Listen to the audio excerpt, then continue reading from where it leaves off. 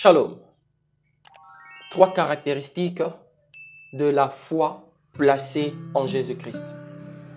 La foi placée en Jésus-Christ peut présenter plusieurs caractéristiques. Elle présente plusieurs caractéristiques. Mais afin que cette vidéo soit comestible, afin de partager avec toi rapidement, vu le caractère précieux de ton temps, je me limiterai à éplucher 3 caractéristiques pour que tu comprennes, pour que tu te certifies que ce que tu regardes comme foi en Christ, elle est bien cela et il ne s'agit pas d'une autre chose. Avant d'aller plus loin, je vous invite à liker, laisser un pouce en l'air, partager ces liens, partager ces vidéos pour que plusieurs soient bénis au travers d'elles. Et si vous avez des questions ou des commentaires édifiants, n'hésitez pas de taper cela sur la barre réservée à cela. Le premier caractère, la première chose, la première caractéristique de la foi lorsqu'elle est placée sur la personne de Jésus-Christ de Nazareth, c'est la confiance en sa parole. La confiance en la parole de Dieu. Voilà la première chose qui doit caractériser ta foi, toi qui dis que tu crois en Jésus-Christ comme Seigneur et Sauveur. Bien-aimé, la foi en la parole de Jésus. La Bible dit ceci dans Hébreux 11:1. Or, la foi est une ferme assurance de choses qu'on espère et une démonstration de celles qu'on ne voit pas.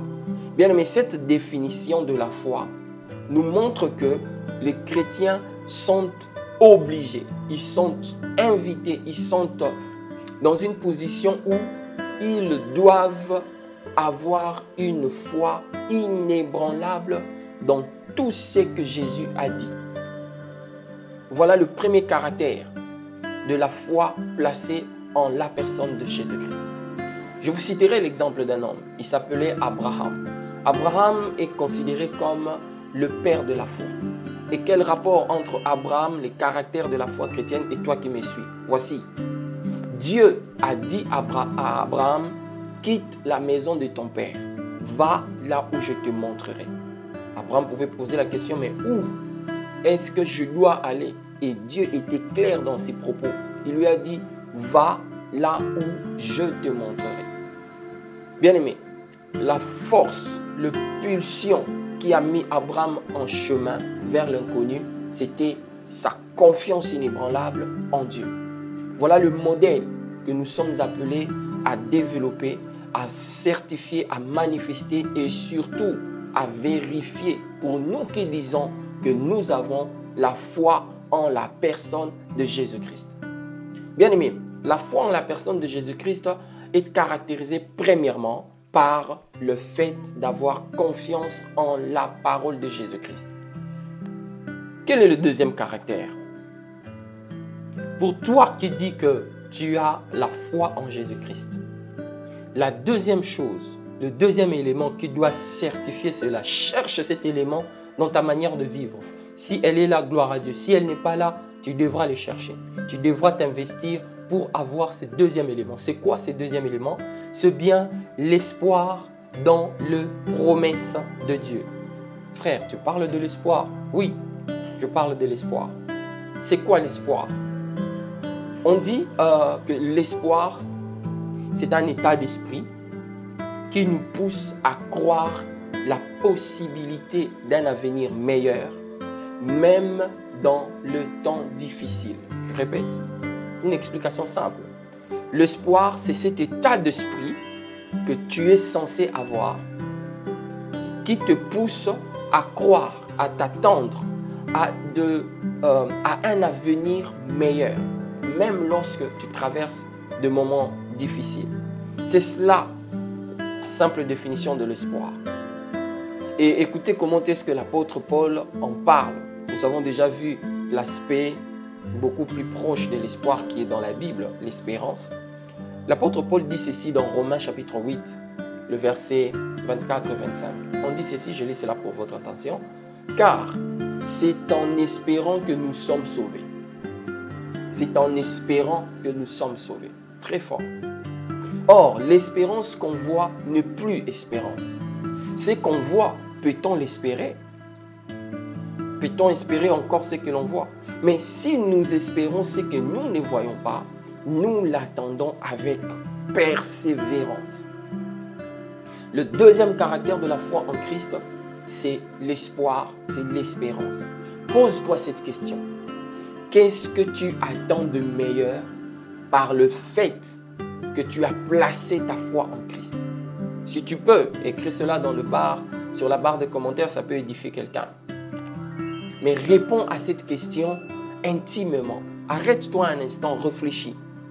Depuis que tu as ta foi en Christ, quelles sont les choses que tu t'attends à vivre ici-bas sur la terre des hommes?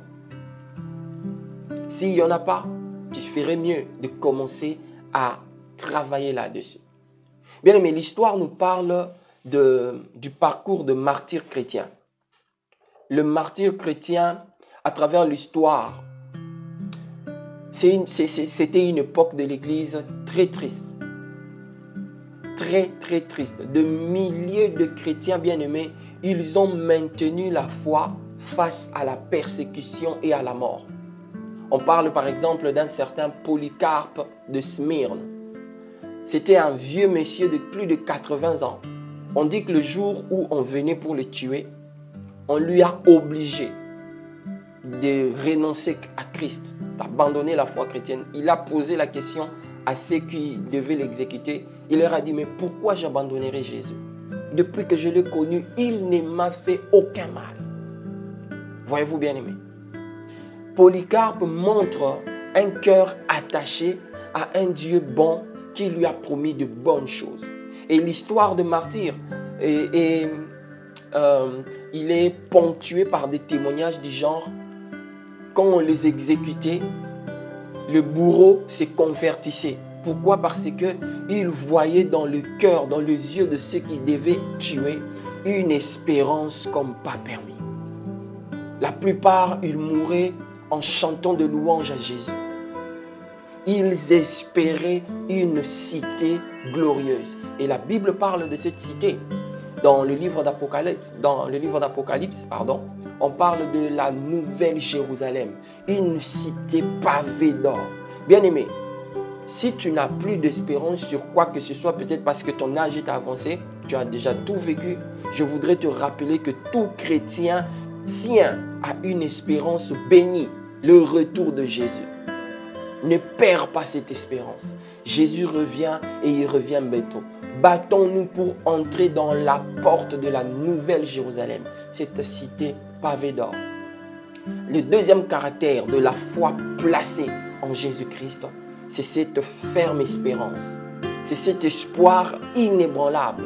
Même si on traverse des temps sombres, on se dit que demain il fera beau. Demain les oiseaux vont chanter. Ça dit beaucoup pour qui peut réfléchir sur cette bout de phrase. Allons-y rapidement. Voyons la troisième caractéristique de la foi placée en Christ. La troisième chose qui caractérise la foi investie dans la personne de Jésus-Christ, la troisième chose, c'est la persévérance malgré les épreuves. Déjà, on ne peut pas parler de persévérer s'il n'y a pas des obstacles, de choses de nature à nous empêcher, à nous décourager à persévérer. La troisième des choses qui caractérise la foi placée en Jésus-Christ, c'est bien la force de persévérer malgré les épreuves. La Bible dit ceci dans le livre de Jacques. Je vais lire cela vraiment à ton intention. Merci, il est déjà 10 minutes. Si tu continues à me suivre, que Dieu te bénisse. Et je voudrais que tu puisses liker cette émission et de penser partager cela à quelqu'un. Écoutez ce que l'apôtre Jacques dit. Dans Jacques 1, 2 à 4, il dit ceci.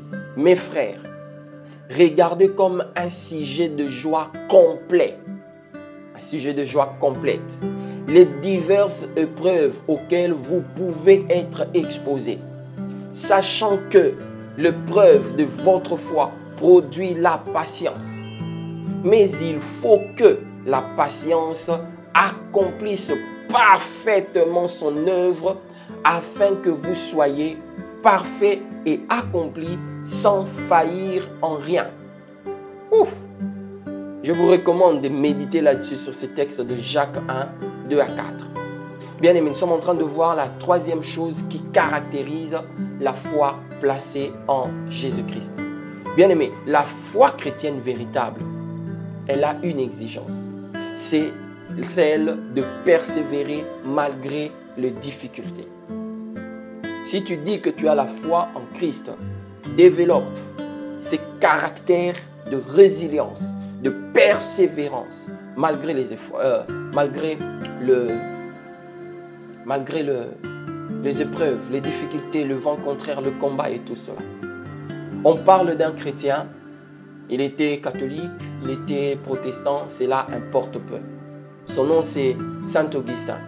On dit qu'il a persévéré dans la recherche de la vérité et de la sagesse divine. Il a traversé de longs moments d'épreuves personnelles, de questions, de remise en cause, de doutes et toutes ces choses. Il était sur le point d'abandonner la foi. Mais puisqu'il a persévéré, il est arrivé à un point où il commençait à témoigner d'une paix intérieure indescriptible. Il a commencé à témoigner d'une joie intérieure comme jamais il l'avait eu avant. Que dire, bien-aimés, des prophètes de l'Ancien Testament? Ces hommes, quand je médite sur leur vie, ça me pousse à croire et à persévérer. Il y a certains qui ont dû répéter un seul message pendant plus de 20 ans. Mais la Bible dit qu'ils sont tous morts, les Ésaïe qui ont parlé de Jésus. Quand vous lisez Ésaïe 53, c'est comme si Ésaïe avait assisté à la crucifixion de Jésus. Ésaïe a dépeint Christ dans des dimensions comme pas permis. Mais et tous, ils sont morts dans la foi. Ils n'ont pas vu ce sur quoi apporter leur foi. Ils sont un modèle de persévérance pour nous. Je conclus mon message en disant ceci. La foi en Christ, caractérisée par trois choses que nous venons de voir, elle se manifeste par cette forme de victoire incontestable. Le fait de mourir dans la foi. Ne perds pas ta foi. Bats-toi jusqu'à ce que tu meurs dans la foi en Jésus-Christ. Car si tu meurs, si ta foi meurt avant toi, tu risques de ne pas voir Jésus. Mais si tu meurs dans la foi, crois-moi, tu rencontreras l'apôtre de cette foi excellente que nous confessons, que nous professons. Cet apôtre s'appelle Jésus-Christ de Nazareth. Qu'il vous bénisse, qu'il vous parle encore et qu'il vous amène dans des expériences vivantes, personnelles et édifiantes. Que son nom soit béni et shalom dans vos maisons.